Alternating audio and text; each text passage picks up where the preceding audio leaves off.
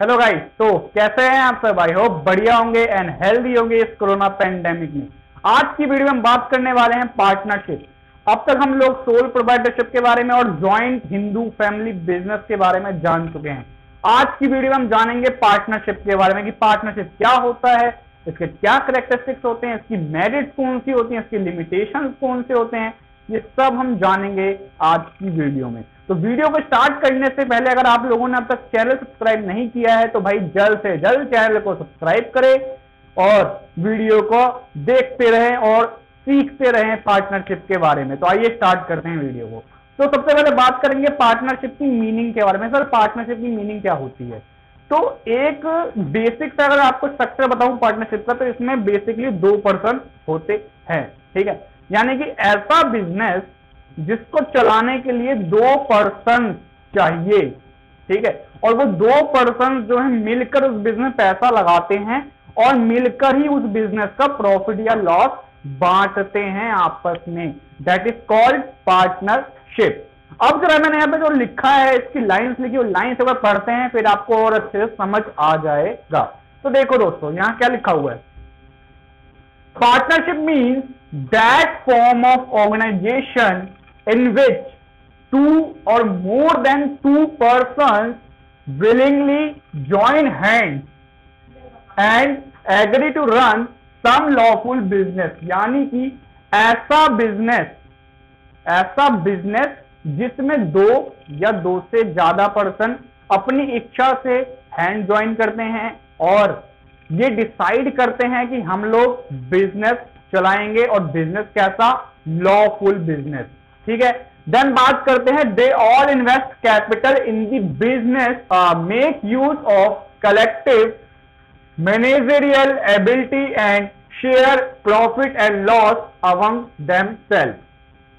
देखो, वो लोग क्या करते हैं?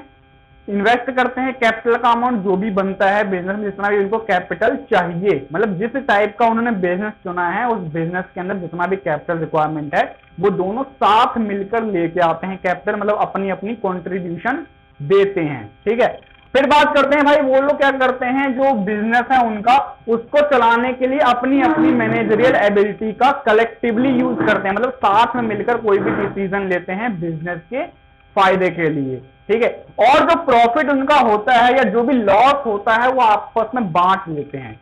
That is called partnership. एक बार डिवाइड कर लें एक बार सबको, तो देखो, पार्टनरशिप मतलब जिसमें 2 या 2 से ज्यादा पर्सन हो वो विलिंगली हैंड ज्वाइन करते हैं और डिसाइड करते हैं कि हम लोग साथ मिलकर बिजनेस चलाएंगे और लॉफुल बिजनेस चलाएंगे।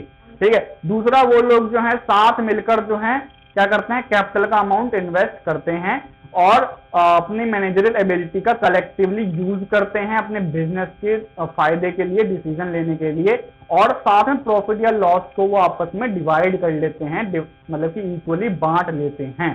ठीक है, यानी जो भी रेशो होगी वो होगी या इक्वली होगी। ठीक है, तो इक्वली बांटेंगे या रेशो में बांटेंगे वो डिपेंड करता है कि पार्टनरशिप डीड में लिखी होती है बात। ठीक है, फिर बात करते हैं कैरेक्टरिस्टिक्स क्या है सर इसके। तो इसके जो कैरेक्टरिस्टिक्स है पार्टनरशिप के, बेसिकली इसको मैंने 2 टाइप में डिवाइड करा हुआ है। ठीक है, पहला आता है भाई स्टैट्यूटरी, दूसरा आता है जनरल। स्टैट्यूटरी का मतलब क्या है कि जो अकॉर्डिंग टू लॉ है, according to Indian partnership act 1932 है, उसके अकॉर्डिंग क्या कैरेक्टरिस्टिक्स होते हैं पार्टनरशिप के, तो वो इस साइड में लिखे हुए हैं, और जो नॉर्मल जनरली कैरेक्टरिस्टिक्स होते हैं वो ये वाले लिखे हुए हैं। तो पहले बात करते हैं स्टैट्यूटरी कैरेक्टरिस्टिक्स, जिसमें पहला पॉइंट आता है मोर देन 1 पर्सन। यानी कि अभी हमने ऊपर बढ़ा, पार्टनरशिप में 2 या 2 से ज्यादा पर्सन होते हैं, तो क्या मतलब हुआ कि वहां पे मोर देन 1 पर्सन होता है बिजनेस चलाने के लिए। अगर 1 पर्सन होगा तो वो सोल प्रोप्राइटरशिप का केस होगा, अगर मोर देन 1 है तो वो पार्टनरशिप का केस है। तो पहली बार वो ऐसे क्लियर हो गई कि भाई पार्टनरशिप में मोर देन 1 पर्सन होते हैं बिजनेस चलाने के लिए। ठीक है, और एक बात और यहां पे आपको थोड़ी सी नोट करने लायक है कि अगर आपके पार्टनरशिप वाले फॉर्म में 20 पर्सन हो जाते हैं, ठीक है, तो बस आप उसके बाद पर्सन ऐड नहीं कर सकते पार्टनरशिप के अंदर। 20 का 21 पर्सन पार्टनरशिप में ऐड नहीं हो सकता है, केवल 20 पर्सन तक ही लिमिट होती है पार्टनरशिप फॉर्म में। ठीक है, और यही दूसरी बात और देखें, अगर आपकी फॉर्म में पहले 5 पर्सन थे पार्टनरशिप में, लेकिन पांचों के पांचों की पार्टनरशिप टूट गई, अब केवल बचा एक, मतलब 4 चले गए तो केवल एक बचा, तो आपकी पार्टनरशिप फॉर्म भी वहीं खत्म हो जाएगी, आप फिर सोल प्रोप्राइटरशिप में आ जाएंगे। तो समझ आई बात। यहां पे मेरे कहने का मतलब ये है कि अगर आपकी फर्म के अंदर 20 से ज्यादा पर्सन हो गए पार्टनरशिप के अंदर, पार्टनरशिप में, तो बस आपकी फर्म इल्लीगल होगी। और यहीं अगर आपकी फर्म 5 से 1 पे आ गई तो भी आपकी फर्म इल्लीगल होगी। समझ आई बात। आइए मूव करते हैं नेक्स्ट पॉइंट पे। तो यहां लिखा हुआ है एग्जिस्टेंस ऑफ बिजनेस। इसका मतलब क्या है, जैसे ही मैंने आपको ऊपर क्या बताया कि भाई 2 या 2 से ज्यादा पर्सन हैंड ज्वाइन करते हैं और डिसाइड करते हैं कि हम लोग बिजनेस करेंगे, साथ मिलकर बिजनेस करेंगे, तो जैसे ही उन लोगों ने डिसाइड किया, बस आपकी पार्टनरशिप फर्म एग्जिस्टेंस में आ गई, उसकी एग्जिस्टेंस हो गई, वो एग्जिस्ट करने लगा आपकी मार्केट के अंदर।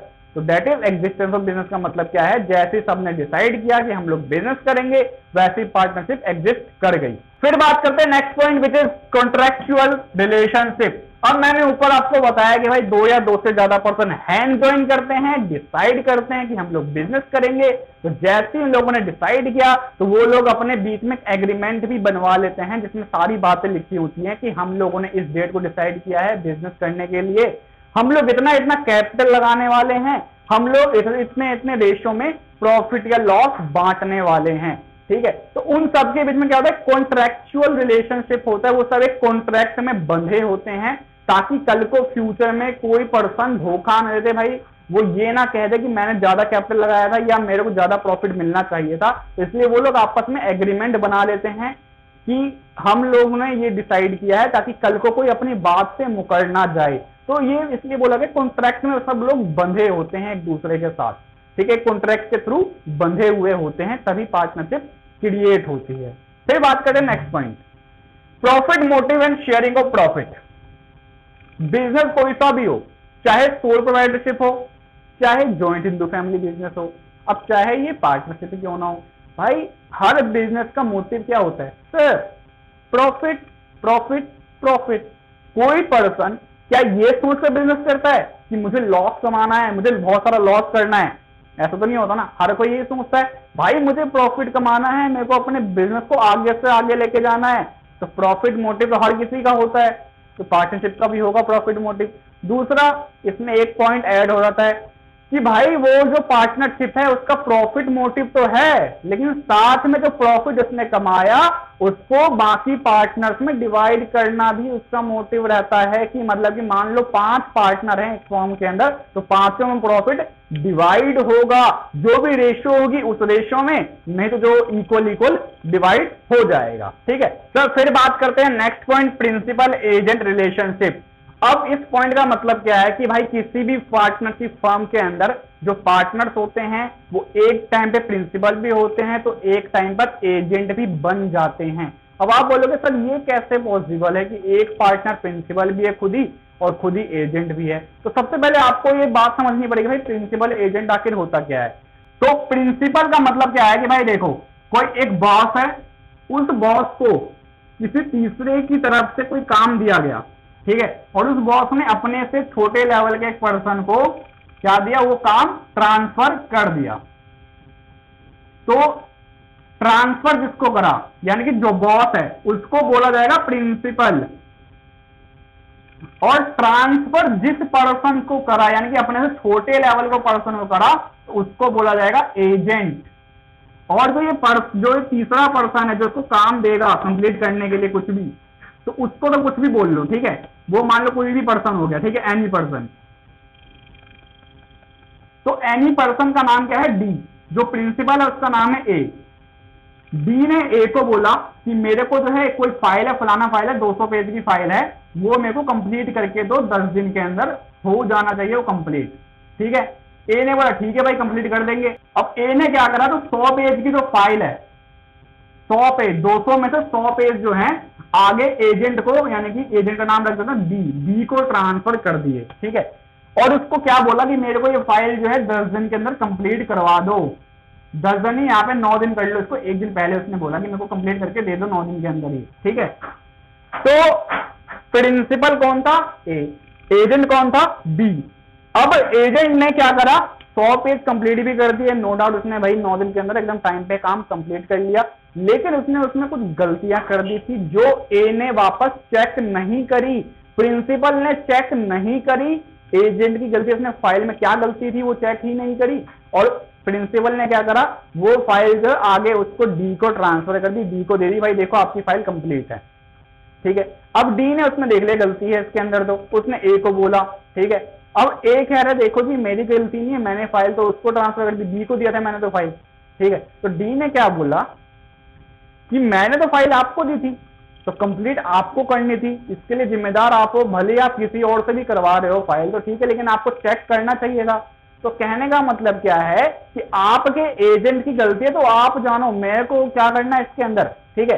तो इस चीज से हमको ये पता लगता है कि भाई एजेंट की किसी भी गलती के लिए प्रिंसिपल जिम्मेदार होगा, प्रिंसिपल पे ही सारा नेम आएगा। ये नहीं कि भाई कोई तीसरा पर्सन एजेंट को जाके डायरेक्ट बोल रहा है, वो एजेंट को, यानी कि जो डी है वो डी एजेंट को डायरेक्ट नहीं बोल सकता है, वो ए को बोलेगा, यानी कि क्योंकि एजेंट की किसी भी एक्शन के लिए, कोई भी एक्शन लिया है उसके लिए जिम्मेदार प्रिंसिपल होता है, तो इसलिए ए जिम्मेदार था, प्रिंसिपल जिम्मेदार था। ऐसा ही पार्टनरशिप में होता है। पार्टनरशिप के अंदर भी जो 3-4 जितने भी पार्टनर है, मान लो ए बी सी 3 पार्टनर हैं, तीनों पार्टनर आपस में ही प्रिंसिपल होते हैं, आपस में ही एजेंट होते हैं। अब प्रिंसिपल कब होते हैं, एजेंट कब होते हैं, तो वो देखो प्रिंसिपल कब होंगे, जैसे मान लो ए ने अपनी फर्म के लिए कोई डिसीजन लिया, ठीक है, तो उसके एक्शन के लिए बी और सी भी क्या होंगे, जिम्मेदार होंगे, और बी और सी उस टाइम पर प्रिंसिपल होंगे, क्योंकि ए ने डिसीजन लिया, ए एजेंट होगा, और बी और सी जो है उस टाइम पे प्रिंसिपल होंगे। ऐसे जब सी डिसीजन लेगा तो ए और बी प्रिंसिपल होंगे, मतलब एक टाइम पे प्रिंसिपल भी होते हैं, एक टाइम पे खुद के एजेंट भी होते हैं, यानी कि अपने किसी भी पार्टनर के किसी भी एक्शन के लिए सारे पार्टनर जिम्मेदार होते हैं। That is called principal agent relationship. अब बात करते हैं इसके जनरल कैरेक्टरिस्टिक्स, जिसमें पहला आता है अनलिमिटेड लायबिलिटी। अब अनलिमिटेड लायबिलिटी का कंसेप्ट आप लोग 2 वीडियो से सीखते आ रहे हो कि क्या होता है कि अगर आपकी फर्म लॉस में है, आपका बिजनेस लॉस में है और आपके बिजनेस को बंद करने की नौबत आ चुकी है, लेकिन आपके पास इतने असेट ही नहीं है जिसको बेच कर भी आप अपने बिजनेस की उधारी को चुका सको, उस केस में क्या करते हैं, जो बिजनेस का ओनर है उसके पर्सनल असेट को उठाते हैं और उस असेट को बेच देते हैं और क्रेडिटर्स को पैसे दे देते हैं। That is called unlimited liability. Partnership में भी ऐसा ही होता है भाई, आपकी फर्म में 2 पार्टनर हो, 3 हो, 4 हो, 5 हो, जितने भी हो, आपकी फर्म को हो गया है लॉस, इसको बंद करने की नौबत आ चुकी है। अब बंद करने की नौबत आ गई है तो भाई उधारी चुकानी पड़ेगी। उधारी चुकाने के लिए आपके बिजनेस के अंदर असेट होना चाहिए जिसको बेचकर आप उधारी चुका सको। तो आपकी बिजनेस में उतने असेट ही नहीं है जिसको बेचकर आप उधारी को चुका सको, तो उस केस में क्या होगा, आपकी फर्म में जितने भी पार्टनर थे उन सबकी असेट को, पर्सनल असेट्स को बेचकर उधारी चुकाई जाएगी फर्म की। That is called unlimited liability. फिर बात करते हैं next point, no separate individuality. जो नो सेपरेट इंडिविजुअलिटी है, इसका मतलब क्या है, इसका मतलब है कि आपकी पार्टनर की फर्म के नाम पर जो भी कॉन्ट्रैक्ट बना है, जो भी कॉन्ट्रैक्ट साइन हुए हैं, वो आप पार्टनर्स पर भी एप्लीकेबल होंगे। आप ये नहीं कह सकते भाई ये कॉन्ट्रैक्ट तो फर्म के नाम पर बना है, हम लोग तो फर्म से अलग हैं, ऐसा नहीं हो सकता। आप और फर्म दोनों एक ही होते हैं, ठीक है। That is called no separate individuality, यानी कि आप में और फर्म में आपकी कोई डिफरेंस नहीं है, आप दोनों एक ही हैं। चाहे फर्म के नाम पर कॉन्ट्रैक्ट बना है तो वो कॉन्ट्रैक्ट आप पर भी एप्लीकेबल होगा। That is called no separate individuality. अब बात करते हैं नेक्स्ट पॉइंट आता है sir, utmost good faith. Utmost good faith का मतलब क्या है सर, इसका मतलब है कि जो आपकी पार्टनरशिप फर्म है, इसके अंदर जो पार्टनर्स हैं वो सब एक दूसरे पर विश्वास करते हैं, एक दूसरे से कोई भी इंफॉर्मेशन हाइड करके नहीं रखते हैं, कि मतलब उन्होंने कोई डिसीजन लिया है किसी पार्टनर की अब्सेंस में, तो उस डिसीजन के बारे में उस पार्टनर को जाके बताते हैं कि देखो हमने ये डिसीजन लिया है तुम्हारी अब्सेंस में, ठीक है, ताकि उसको नॉलेज रहे कि भाई हमारी फॉर्म कैसी चल रही है, सही चल रहा है कि नहीं चल रहा सब कुछ। ठीक है, तो ये हो गया अटमोस्ट गुड फेथ का मतलब। फिर बात करते हैं नेक्स्ट पॉइंट है सर हमारे पास restriction on transfer of interest. Restriction on transfer of interest का मतलब क्या है सर? इसका मतलब है कि आप पार्टनर हैं तो आप अपनी पार्टनरशिप वाली पोस्ट किसी और को ट्रांसफर नहीं कर सकते हैं।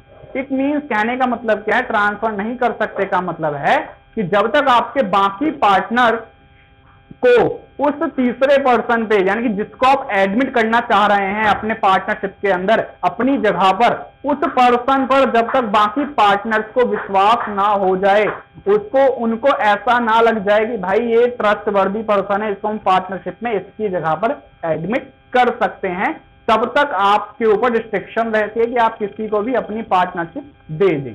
ठीक है, तो यही हो गया इस पॉइंट का मतलब। फिर बात करते हैं इसके मेरिट और लिमिटेशंस की। पहला पॉइंट आता है इजी फॉर्मेशन। इजी फॉर्मेशन का मतलब क्या है सर? इजी फॉर्मेशन का मतलब है पार्टनरशिप को फॉर्म करना बहुत इजी है, इसमें रजिस्ट्रेशन कंपल्सरी नहीं होता है, यानी कि आपकी मर्जी है, रजिस्ट्रेशन करवाना है तो करवाओ, नहीं करवाना है मत करवाओ। दैट इज इसीलिए बोला गया है कि भाई ये इजी फॉर्मेशन रहता है पार्टनरशिप के अंदर। फिर बात करते हैं balance decision, the next point. Balance decision sir इसका मतलब क्या है? अब क्योंकि इसके अंदर दो या दो से ज्यादा पर्सन होंगे पार्टनरशिप के अंदर, तो सबके पास अपने सोचने की कुछ ना कुछ एबिलिटी होगी, डिसीजन लेने की एबिलिटी होगी, तो सब साथ मिलकर डिसीजन लेंगे तो डिसीजन भी कैसा होगा? अच्छा खासा डिसीजन आएगा ना, क्योंकि सब एक दूसरे से डिस्कस कर लेंगे इस डिसीजन के बारे में। भाई देखो, अगर हम ये डिसीजन लेते हैं या हम ऐसा करते हैं तो क्या नेगेटिव या पॉजिटिव इंपैक्ट पड़ेगा हमारे बिजनेस पर। तो सब लोग जब डिस्कस कर लेंगे आपस में तो कोई ना कोई अच्छा डिसीजन निकलेगा बाहर। तो सब लोग डिस्कशन करेंगे तो अच्छा, सबकी अपने अपने सोच होगी, सब अपने सोच के हिसाब से बताएंगे भाई देखो ये बढ़िया है या ये बढ़िया है, तो अच्छा डिसीजन भी आएगा, बैलेंस डिसीजन भी आएगा। That is balance decision. अब बात करते हैं नेक्स्ट पॉइंट की। तो नेक्स्ट पॉइंट आता है मोर फाइनेंशियल रिसोर्सेज। बहुत इजी पॉइंट है। अब मैंने आपको शुरू में बोल दिया था भाई दो या दो से ज्यादा पर्सन। अब जब दो या दो से ज्यादा पर्सन है तो आपके पास फाइनेंशियल रिसोर्सेज भी बढ़ जाते हैं ना। भाई फाइनेंशियल रिसोर्सेज का मतलब क्या है कि जब आप सोल प्रोप्राइटरशिप में थे तब केवल आप 5 लाख रुपए तक ला पा रहे थे अपनी फर्म के अंदर अपना फर्म चलाने के लिए। लेकिन अब आप पार्टनरशिप में हैं तो मान लो अगर आप 5 लाख लेके आ रहे हैं तो और बाकी पर्सन भी अगर इतना अमाउंट ही लेके आए, ठीक है, मान लो 3 पर्सन है पार्टनरशिप में, तो कितने हो गए? 15 लाख हो गए आपके पास। तो यानी कि जितने ज्यादा पर्सन होंगे आपकी फर्म के अंदर उतनी ज्यादा आपके पास फाइनेंस आएगा।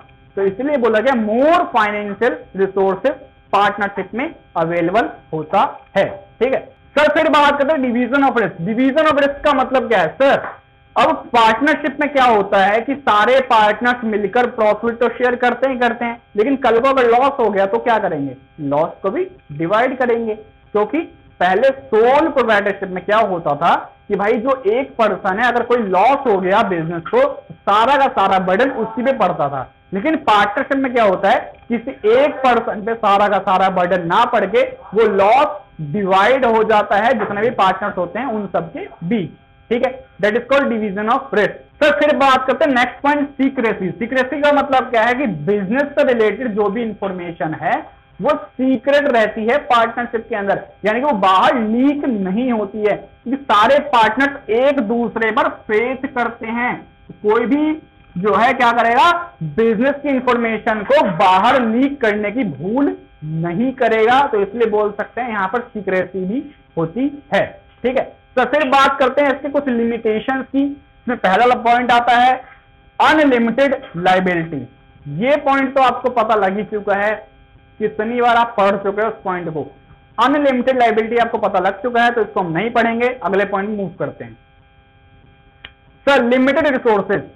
अब लिमिटेड रिसोर्सेज का मतलब क्या है? अभी तो सर आपने बोला फाइनेंशियल रिसोर्सेज ज्यादा होता है, लेकिन यहां आप बोल रहे हैं लिमिटेड ही होता है। हाँ भाई लिमिटेड होता है, क्योंकि एक पर्सन जो है कितना फाइनेंस ले आएगा, एक लिमिट में ही लेके आएगा ना। ये तो नहीं भाई अचानक से वो 1-2 करोड़ लेके आ रहा है, एक लिमिट तक ही लेके आ सकता है, उससे ज्यादा नहीं ले आ सकता वो।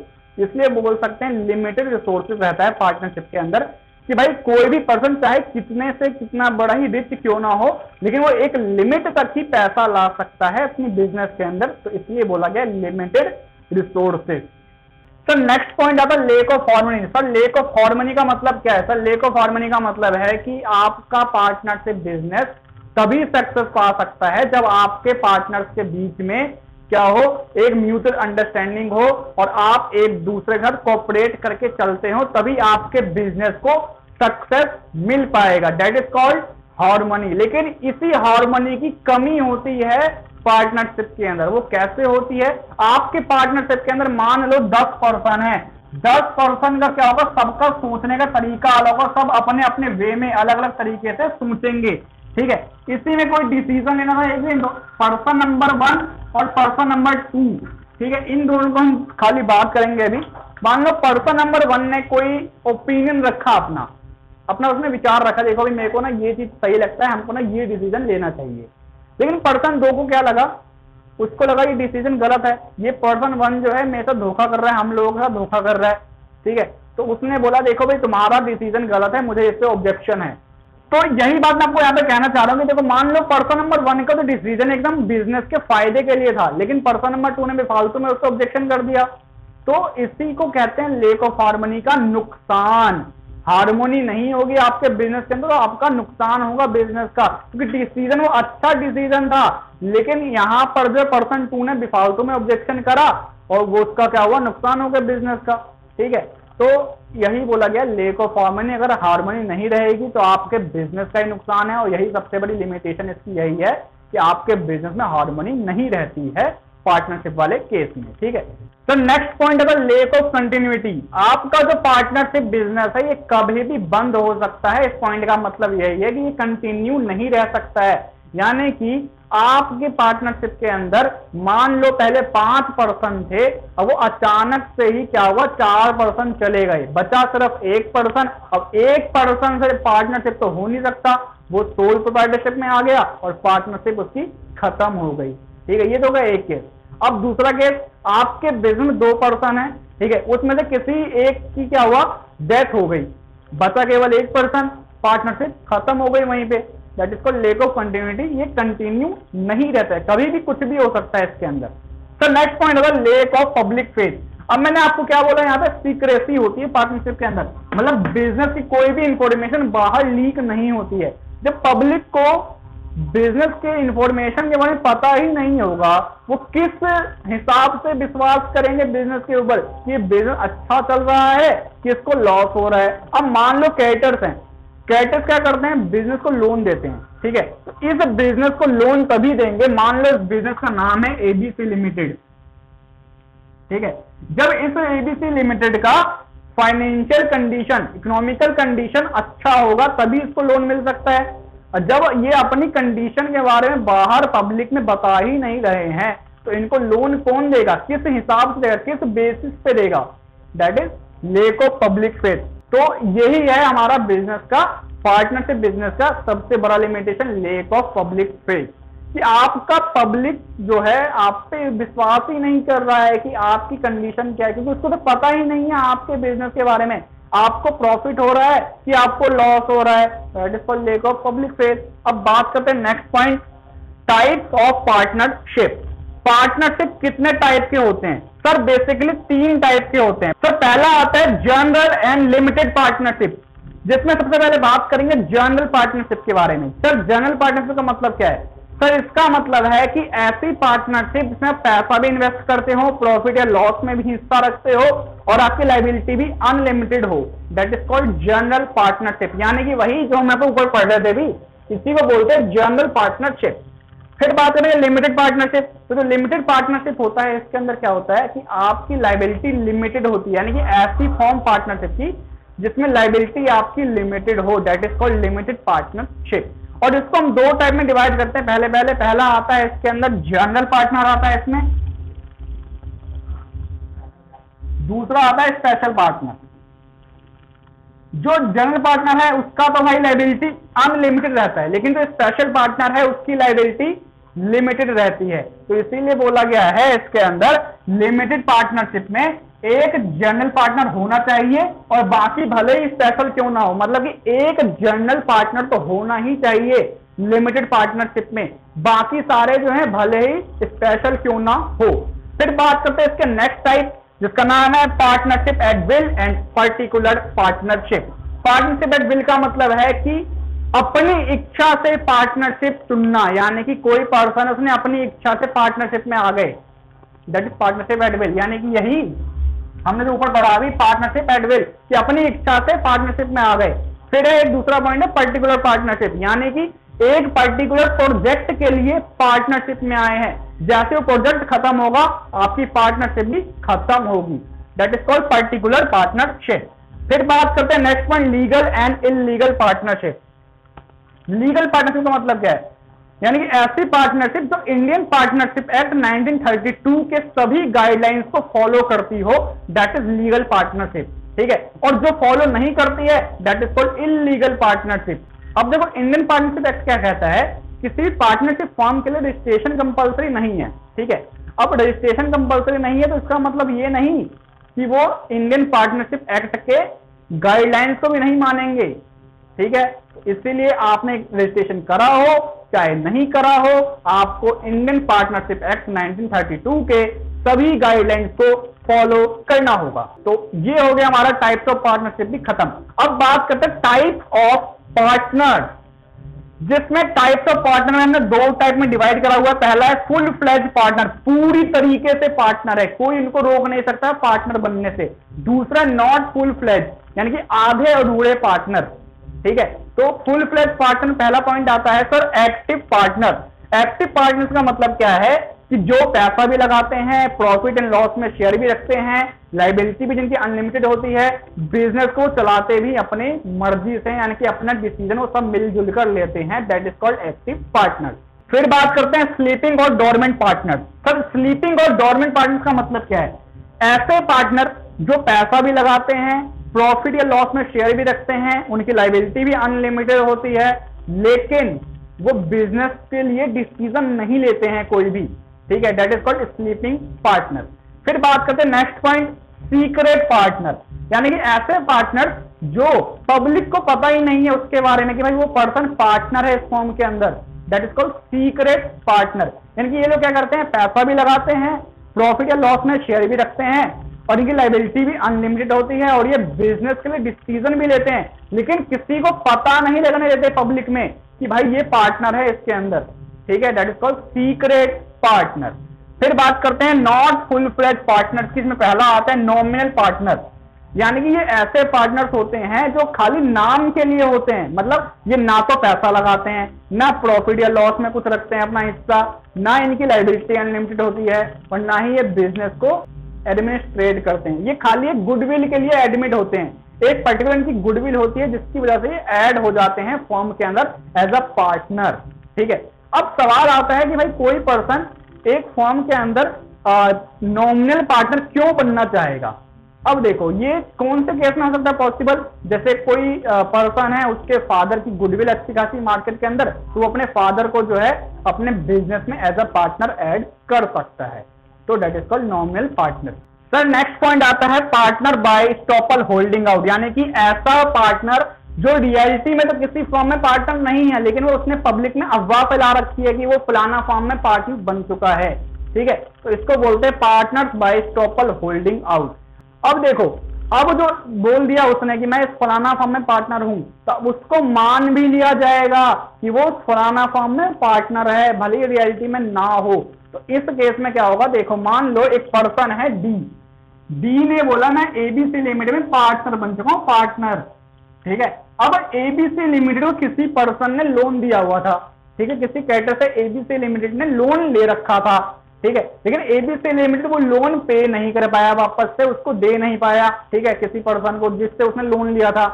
ठीक है, उस पर्सन ने किसको पकड़ा, डी को आके पकड़ा, डी को बोला देखो भाई तुम पार्टनर हो ना एबीसी लिमिटेड में, भाई तुम्हारी जिम्मेदारी बनती है कि मेरा पैसा मेरे को वापस चाहिए, अब तुम ही मेरे को मेरा पैसा दोगे क्योंकि तुम भी पार्टनर हो एबीसी लिमिटेड में। भले ही डी नहीं होगा पार्टनर तो भी उसको एबीसी लिमिटेड की लोन रिपे करनी होगी। क्यों, क्योंकि इसने पब्लिक में अफवाह फैला रखी है। अब लोग तो ये समझेंगे ना कि पार्टनर है तो भाई लोग तो उससे पैसा मांगेंगे जाके, that is partner by estoppel holding out. फिर बात करते हैं लिमिटेड पार्टनर, यानी कि ऐसे पार्टनर जो पैसा भी इन्वेस्ट करते हैं, ठीक है, और प्रॉफिट या लॉस में शेयर भी रखते हैं, लेकिन उनकी लायबिलिटी लिमिटेड होती है, यानी कि अगर फर्म को लॉस हुआ तो उस केस में वो उतने लिमिट तक ही अपनी लायबिलिटी बियर करेंगे जितनी लिमिट तक उन्होंने कैपिटल लगाई हुई है, बस उतनी ही उनकी लायबिलिटी होगी, ठीक है। अब बात करते हैं माइनर पार्टनर की। देखो भाई, कोई भी माइनर जो है किसी फर्म के अंदर पार्टनर नहीं बन सकता है, क्योंकि उसका कैपेबिलिटी ही नहीं होती है पार्टनर बनने की। लेकिन इंडियन पार्टनरशिप एक्ट 1932 के एक प्रोविजन के अकॉर्डिंग एक माइनर भी पार्टनर बन सकता है। कब बन सकता है? जब उस फर्म के बाकी पार्टनर अपनी कंसेंट दे दें, बोल दे कि हाँ भाई ठीक है इसको ऐड कर लो पार्टनर के रूप में, तब वो पार्टनर बन सकता है। लेकिन उसमें भी एक लोचा है क्या, कि भाई वो प्रॉफिट के लिए केवल पार्टनर बनेगा और उसकी लायबिलिटी जो होगी अनलिमिटेड नहीं होगी, लिमिटेड ही रहेगी उसकी लायबिलिटी, ठीक है। That is called minor partner. अब बात करते हैं पार्टनर्स इन प्रॉफिट ओनली, यानी कि ऐसे पार्टनर्स जो बिजनेस पैसा इन्वेस्ट करते हैं लेकिन केवल प्रॉफिट में ही अपना हिस्सा मांगते हैं, लॉस में साफ मना कर देते हैं, भाई हमको लॉस बियर नहीं करूंगा, मैं केवल प्रॉफिट के लिए आया हूं, तो उनको बोलेंगे पार्टनर्स इन प्रॉफिट ओनली। और ये लोग जो है बिजनेस के एडमिनिस्ट्रेशन में भी कोई रोल प्ले नहीं करते हैं, ये लोग केवल प्रॉफिट कमाने के लिए ही पार्टनरशिप फर्म में ऐड होते हैं, तो इनको बोलेंगे पार्टनर्स इन प्रॉफिट ओनली। और इनकी लायबिलिटी जो होती है अनलिमिटेड होती है, जैसा कि माइनर पार्टनर में क्या था, उसकी लायबिलिटी लिमिटेड थी, यानी कि वो भी केवल प्रॉफिट के लिए था, ऐड हुआ था, लेकिन उसकी लायबिलिटी लिमिटेड थी। लेकिन पार्टनर्स इन प्रॉफिट में क्या है, ये भी प्रॉफिट के लिए ऐड हुआ है लेकिन इसकी लायबिलिटी अनलिमिटेड होगी, that is partners in profit only, ठीक है। तो ये हो गया हमारा आज का पूरा टॉपिक खत्म पार्टनरशिप का। आई होप आपको ये सारे के सारे पॉइंट समझ आए होंगे, और अगर समझ आए हैं तो भाई वीडियो को लाइक करो, शेयर करो, कमेंट करके बताओ कि आपको वीडियो कितनी अच्छी लगी है। और साथ में दोस्तों सबसे इंपॉर्टेंट थिंग, अगर आप लोगों ने अब तक चैनल सब्सक्राइब नहीं करा है तो भाई जल्द से जल्द चैनल को सब्सक्राइब करें, और साथ में बेल आइकॉन यानी कि नोटिफिकेशन आइकॉन को जरूर प्रेस करें, ताकि आपको फ्यूचर में आने वाली किसी भी वीडियो की नोटिफिकेशन मिल सके और आप इस वीडियो को सबसे पहले गेट कर सके। तो मिलते हैं आपसे नेक्स्ट वीडियो में, तब तक देखते रहे अमित राय क्लासेस। धन्यवाद।